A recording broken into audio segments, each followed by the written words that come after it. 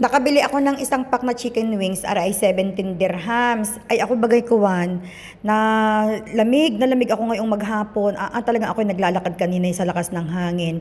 Sobrang inilamig kanina. Ay galing ako sa pagtututor, ay kalayo ng nilakad. Paspas naman ang hangin sa lamig.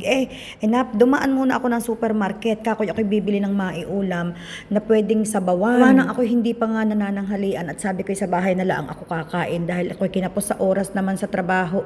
Ako'y nakakita nga nitong wings at sabi ko ako'y yung pinaasiman, ito'y natutunan kong luto sa aking mga kasamang Ilocana nung ako'y college pa, kasama ko sa bahay.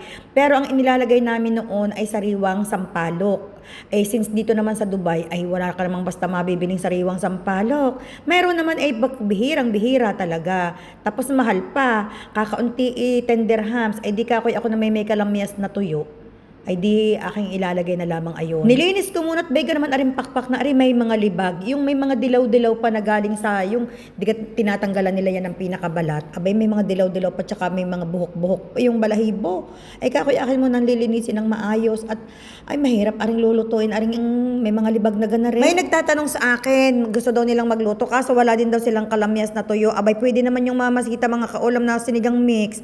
At noong kami nasa boarding house nung college at wala namang pang paasim nga yun ang ginagamit namin. Ay kasarap din. Gayon din naman ang asim. Ay talaga naman mga kaulam, dinamihan ko ang kalamyas na tuyo at ng kakoy sobrang asim at anong sarap maghigop. Dahil ako'y kuwan, pag uwi ko sa bahay, saksakan pang kadami ng aking tatrabahuhin. Magso-sort out pa ako ng lahat ng non-tarnished na mga order sa akin. Ay kakadami, bago ko malagyan ng pangalan isa-isa, bago ko malagyan ng address, bago ko pa mahanap yung mga chat. Ako'y naabot na minsan ng pinakamababa pag ako nagso-sort out ng non-tarnished mga kaulam na ipapadala, pinakamababa ay 4 na oras. Gayon katagal mga kaulam kung tinatrabaho yung kaya ang sakit sa likod. Ay di iyan, natanggal na natin ang mga libag-libag ng wings ay di hinugasan ulit natin.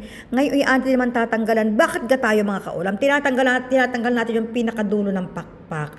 Ano gang dahilan noon? Ano gang irehiya ng matatanda at kailangan iyon tatanggalin? Nagdagdag tuloy sa trabaho. Dahil bagay pakiramdam ko pag hindi ko tinanggal, hindi ako sumunod sa utos ng pagluluto. Ay tinatanggal ko. Tas aking pinutol, hinati ko sa dalawa.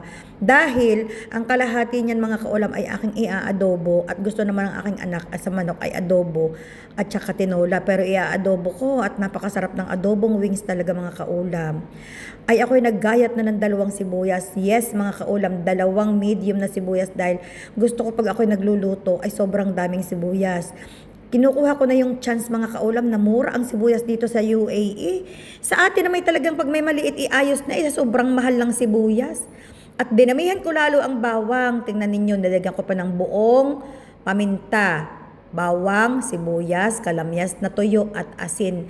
Yan lamang. Ako baga mga kaulam ay may kwentong mabilis. Itong asawa ko itinapon ng aking bitchin. Ay awan ko kung bakit itinapon ni Ibrahim ang bitchin. Siguro ayaw akong pagamitin. Ay sabihin na lang niya kung ayaw niya akong paggamitin, hindi yung basta niya itatapon, pwede ko naman yung ibigay doon sa bahay ng kapatid ko at nagamit naman sila doon ng bitchin. Kakalaki pa naman yung malaking bitchin mga kaulam.